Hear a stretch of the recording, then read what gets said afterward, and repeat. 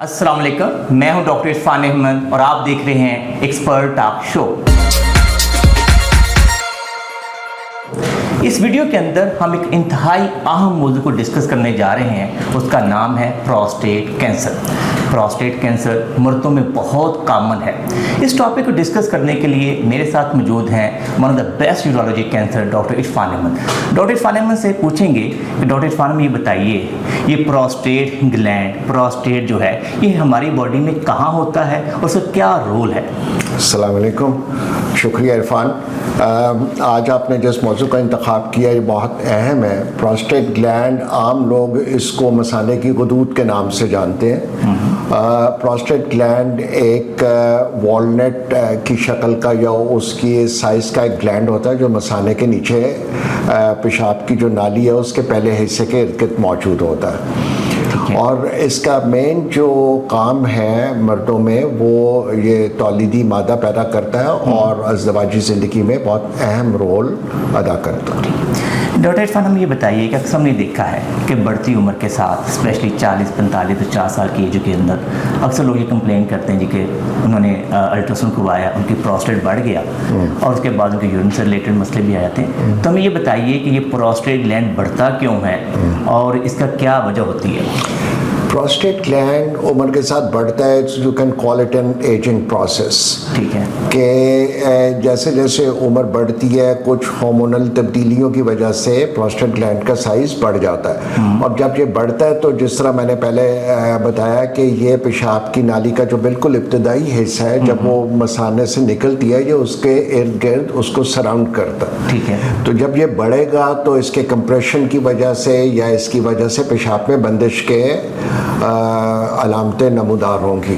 ठीक है। तो अभी जो आपका सवाल था, यूजुअली जब ये एक इंसान 60-70 की उम्र को पहुंचता है तो इसके बढ़ने की वजह से जो पेशाब की अलामतें नमूदार होती हैं तो लोग रजू करते हैं अपने इलाज के लिए। इसके अगर हम जब ये प्रोस्टेट ग्लैंड बढ़ जाते हैं तो इसकी मेन अलामत जो है एक तो पेशाब रुकना है, इसके अलावा कोई और अलामतें भी होती हैं? पेशाब का रुकना, पेशाब का बार बार आना, पेशाब का तकलीफ से आना, पेशाब में खून का आना, रात को मुतअद्दिद बार उठना, ये सारी पेशाब इसकी अलामतों में शामिल है। जी प्रोस्टेट बढ़ने की ये तमाम अलामतें जो मैंने अभी गिनवाई, इनमें से इन कॉम्बिनेशन या कोई भी एक अलामत ज़ाहिर हो सकती है।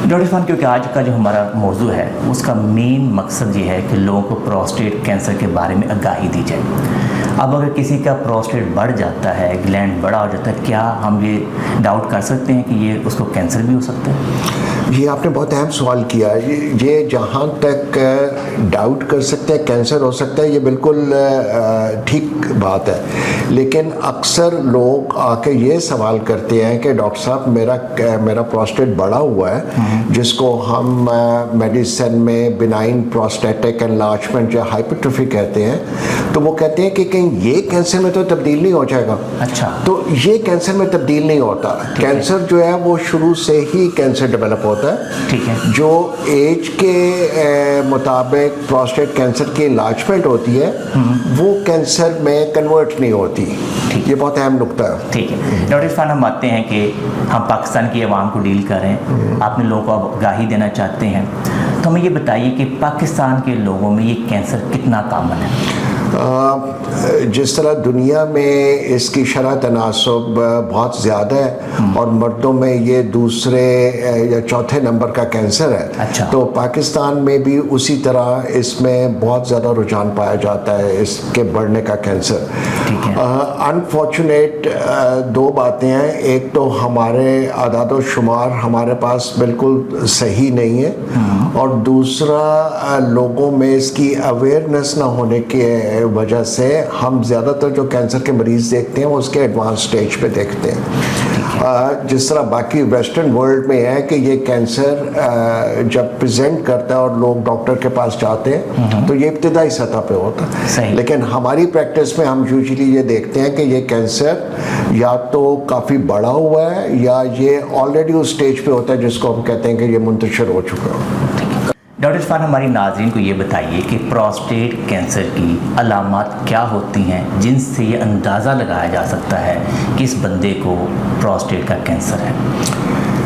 عرفان، پروسٹیٹ کینسر کی علامات کوئی مخصوص نہیں ہوتی، کیونکہ پروسٹیٹ اگر ایک نارمل بڑا ہوا ہو یا اس میں کینسر کی وجہ سے بڑا ہوا ہو تو دونوں صورتوں میں وہ پیشاب کی بندش پروڈیوس کرے گا. اچھا. تو ایک مریض جو ہے وہ اس میں علامت وہی ہوں گی جو ایک پروسٹیٹ کے بڑھنے سے ہوتی ہے. مثال کے طور پہ پیشاب کی رک رک کے آنا، مثانے کا ایک بار اچھی طرح سے خالی نہ ہونا، یا اس کا متعدد بار پیشاب کی حاجت ہونا اس کو، یا رات کو اس کو کئی بار اٹھنے کی ضرورت پڑنا. تو یہ ساری علامات جو میں نے شروع میں ذکر کیا تھا، پروسٹیٹ کینسر میں بھی یہی علامات ظاہر ہوں گی. ڈاکٹر فان، اس کا مطلب یہ ہوا کہ یہ تو خاموش بیماری ہے جو کہ مشکل ہے ڈائگنوز کرنا، تو کوئی ایسا اسکریننگ ٹیسٹ ہے جس سے آپ لوگ یہ اندازہ لگا سکتے ہیں کہ اس بندے کو پروسٹیٹ کا کینسر ہے؟ یہ خاموش بیماری بالکل بھی نہیں ہے. اچھا. کیونکہ جب مریض کو یہ علامات ہوں گی تو آبویسلی وہ اپنے آپ کو پریزنٹ کرے گا ڈاکٹر کے پاس. تو علامات تو ایک بنیادی چیز ہے نا. اس کے بعد جب ان کا کلینکل ایگزامینیشن کیا جاتا ہے، پروسٹیٹ کا معائنہ کیا جاتا ہے، تو اس میں اکثر اوقات اگر کینسر ہے تو اس کو آپ نارمل پروسٹیٹ سے ڈیفرینشیٹ کر سکتے ہیں. اچھا، ٹھیک ہے. اس کے علاوہ اس میں ایک بہت اہم ٹیسٹ ہے جس کو P S A blood test کہتے ہیں. اچھا. P S A stands for prostatic specific antigen. ٹھیک ہے. تو کینسر کے مریضوں میں یہ اس ٹیسٹ جو ہے اس کی ویلیو بہت زیادہ بڑی ہوتی ہے، جو آپ کو اس چیز کی طرف لے جاتی ہے کہ غالباً جو پروسٹیٹ میں سائز میں بڑا ہے یا جو پیشاب کی تکلیف دے رہا ہے، اس میں کہیں کینسر کے جراثیم یا کینسر جیسی موذی مرض نہ ہو. ٹھیک ہے. اگر فرق ہے کسی کا ڈاکٹر صاحب پی ایس اے بڑا ہوا، آپ لوگوں کو ڈاؤٹ ہو گیا کہ اس کو شاید پروسٹیٹ کا کینسر ہے، تو اس کے علاوہ کوئی فردر ٹیسٹ پی ایس اے کرواتے ہیں آپ لوگ؟ جی، میں اس سے ایک چھوٹی سی آپ کو وضاحت کر دوں. کئی لوگوں کے ذہن میں یہ آتا ہے کہ پی ایس اے پروسٹیٹ کا اسکریننگ ٹیسٹ ہے. اچھا. یہ اس طرح سے نہیں ہے. اچھا. کیونکہ پی ایس اے ہم اسپیسیفک سچویشنز میں کراتے ہیں. ایک تو یہ کینسر جو ہے اس میں کافی ساری جو ایک بڑی وجہ ہے وہ مورسی ہے. یعنی کہ اگر آپ کے فرسٹ ڈگری ریلیٹیو کو کینسر ہے، آپ کے والد کو، سگے بھائی کو، چچا کو، دادا کو، تو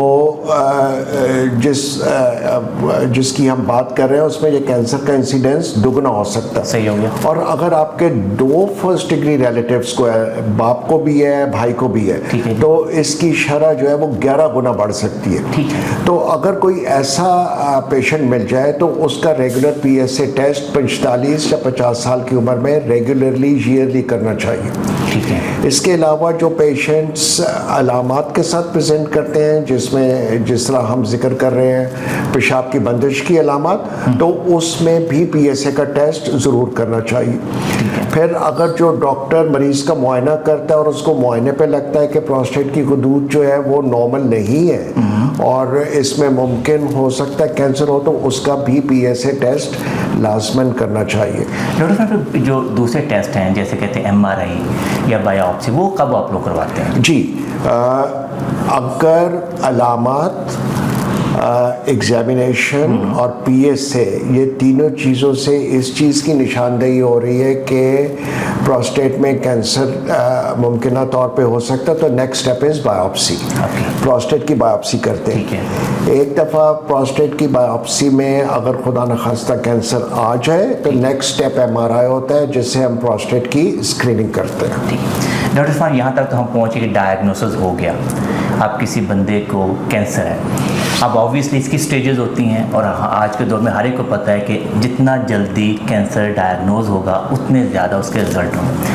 اب ہم یہ بتائیے کہ نارملی پروسٹیٹ کینسر کی کتنی سٹیجز ہیں، اور اگر پیشنٹ آپ کے پاس ابتدائی سٹیجز میں آ جاتا ہے تو اس کے ریکوری کے کتنے % چانسز ہیں؟ اس میں اپنے ویورز کے لیے اس کو بالکل سمپل رکھوں گا جو ہم لوگ کو سمجھ آ جائے. اس کو میں مریض کو بتاتے ہوئے 3 سٹیجز میں ڈیوائڈ کرتا ہوں. پہلی سٹیج لوکلائزڈ، اس کا مطلب ہے کہ کینسر بالکل ابتدائی سطح پہ ہے اور جو پروسٹیٹ کی جھیلی ہے یا جو پروسٹیٹ کی حدود ہے وہ سے باہر نہیں نکلا. اس سے اگلی سٹیج ہوتی ہے لوکلی ایڈوانسڈ. لوکلی ایڈوانسڈ کا مطلب ہے کہ کینسر پروسٹیٹ میں ہی موجود ہے، لیکن غالباً اس نے پروسٹیٹ کی جھلی کو یا پروسٹیٹ کے ارد گرد جو چھوٹی حدودیں ہوتی ہیں جس کو ہم لمف گلینڈز کہتے ہیں، اس کو انوالو کیا. اس سے اگلی سٹیج آتی ہے जिसको आप एडवांस स्टेज कह लो या डिस्टेंट स्प्रेड कह लो या मेटास्टेसिस कह लो, उसका मतलब है कि ये थर्ड स्टेज है और इसमें कैंसर मुंतशिर हो चुका है। डॉक्टर इरफान, आपने स्टेजेस के बारे में इंतहाई आसान अल्फाज के अंदर हमारे नाज़रीन को बता दिया। अब ये बताइए कि आपके पास ज़्यादातर पेशेंट किस स्टेज पे आते हैं? Irfan, this is bit unfortunate, जो अगर हम वेस्ट से कंपेयर करें तो हमारे पास कम से कम 50% लोग जो हैं वो एडवांस स्टेज या जब कैंसर मुंतशिर हो चुका होता है उस वक्त आते हैं। हमारे पास तकरीबन 20% से कम लोग हैं जो उस वक्त आते हैं जब ये बिल्कुल इब्तदाई सतह पे होता है और काबिल इलाज मर्ज़ के तौर पे इसको डील किया जा सकता है। ठीक है। तो जब इब्तदाई सतह के कैंसर आता है मरीज़ तो हमारे पास पोटेंशली 2 इलाज होते हैं। एक या तो उसका इलाज सर्जरी से करें जिसमें हम प्रोस्टेट को पूरे के पूरे को निकाल देते हैं, उसको रेडिकल प्रोस्टेटेक्टमी कहते हैं, या उसका शॉ से इलाज करें जिसको रेडिएशन थेरेपी कहते हैं। ठीक है। जब हम कामिल इलाज ऑफ़र करते हैं तो उसका मरीज़ को जो बेनिफिट होता है कि वो पोटेंशली क्योरेबल होता है। सही है।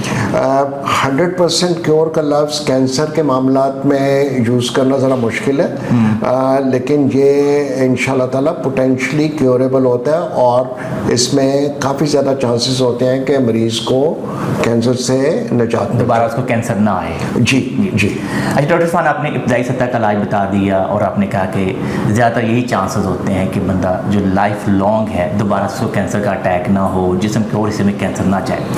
अब अगर ये कैंसर पूरी बॉडी के अंदर फैल जाए, जिसको हम एडवांस स्टेज का कैंसर कहते हैं, तो उस सूरत में आप लोग क्या इलाज करते हैं? जी, ये अहम नुक्ता है क्योंकि कैंसर की तशख़ीस और उसकी स्टेजिंग के बाद जब इलाज का मरहला आता है तो उसमें आपको अपनी जो मकसद है इलाज का उसको सेट करना पड़ता है और आपको मरीज़ से और उसके लवाकिन से डिस्कस करना पड़ता है। तो जो इब्तदाई सतह का कैंसर है उसमें हमारा मकसद इलाज का होता है कि कैंसर से निजात मिले इंशाअल्लाह। जब एडवांस सतह का कैंसर होता है तो उसमें बुनियादी मकसद होता है कैंसर को कंट्रोल किया जाए। सही है। अब कंट्रोल करने के मुख्तलिफ तरीके हैं, उसमें अद्वियात भी हैं, उसमें कोई इंजेक्शंस के तरीके भी हैं, उसमें कोई छोटी सर्जरी भी है जिससे हम कैंसर को या उससे बनने वाली पोटेंशियल कॉम्प्लिकेशंस को डील कर सकते हैं। डॉक्टर इरफान, अब हम आते हैं वीडियो के आखिरी हिस्से की तरफ।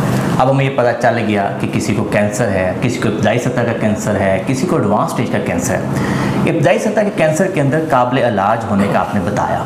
अब ये बताइए, क्योंकि जब कैंसर का लफ्ज़ आता है, मैं थोड़ा सा सवाल लंबा हो जाएगा लेकिन ये समझने की कोशिश करूँगा आपसे कि लोगों के ज़हन में ये सवाल आता है कि कैंसर हो गया या शोखानम के अलावा आगा खान के अलावा शायद इसका इलाज नहीं है। अब ये बताइए, यहाँ लोग ये समझते बाहर चले जाएँ, तो मुझे सबसे पहले तो ये बताइए कि क्या प्रोस्टेट कैंसर का इलाज पाकिस्तान में है?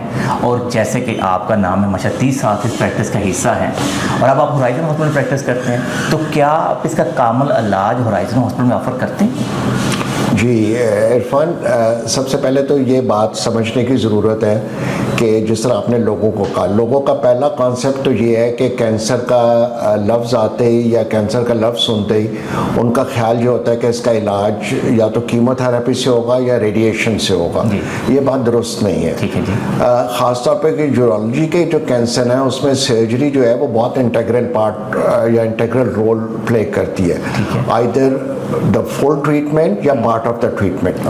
तो प्रोस्टेट कैंसर में रेडिकल प्रोस्टेटेक्टमी जो है वो एक बुनियादी इलाज है प्रोस्टेट के कैंसर का, जिसके साथ हमें ना शुआएं देनी पड़ती हैं, ना कोई कीमो देनी पड़ती है, ना कोई हार्मोनल ट्रीटमेंट देनी पड़ती है और it's a very successful treatment. और आपका सवाल का जो दूसरा हिस्सा था कि ये किसी मखसूस हस्पतालों में अवेलेबल है, तो मेरा ख्याल है कि इसमें जो लोग कैंसर सर्जरी में ट्रेंड हैं वो जहाँ पे भी प्रैक्टिस कर रहे हैं वो इस कैंसर का इलाज की सहूलियात जो हैं वो उधर मुयस्सर हैं और वो ये फराहम कर रहे हैं। जो आदमी इस ख़ास तौर पे इस फील्ड में ट्रेंड है या स्पेशलाइज्ड है वहाँ पे ये इलाज अवेलेबल है। ठीक है।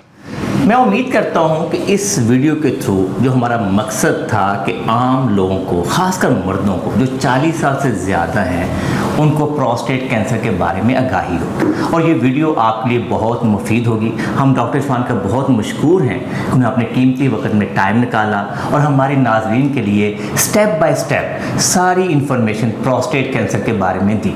मैं उम्मीद करता हूँ कि अगर किसी को भी प्रोस्टेट कैंसर से रिलेटेड या यूरोलॉजी इश्यूज़ हैं तो एक दफ़ा होराइजन हॉस्पिटल कॉल करके डॉक्टर इरफान की अपॉइंटमेंट बुक करेंगे और अपने लिए बेहतर इलाज समझ सकेंगे।